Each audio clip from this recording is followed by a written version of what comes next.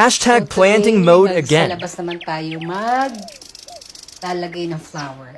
Namilog of the day, so magtatanim naman tayo sa harap ng bahay. Samahan niyo ako. So bali tayo, magtatanim tayo dyan.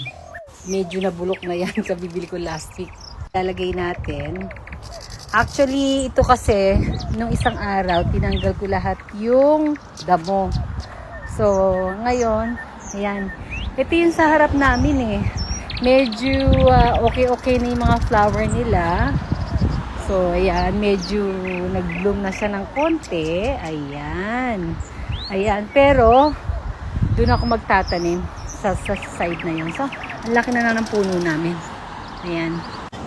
Ay, hello. Nandito tayo sa may daanan ng itatanim ko na po ito.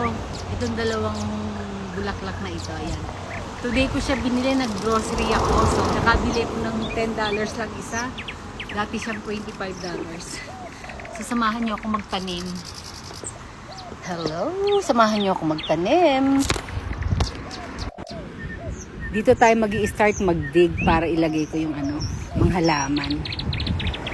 Kahit yun ang halaman ko dito sa ayan, malago na yung halaman ko dito sa harap eh. Tuloy na natin. Tuloy na natin to. Ayan, natapos ko na siya. Nailagay ko na siya. Connected yung dyan. Ayan. Itong puno namin, malaki na siya. Natapos din magtanim. Bye! See you next time! Bye!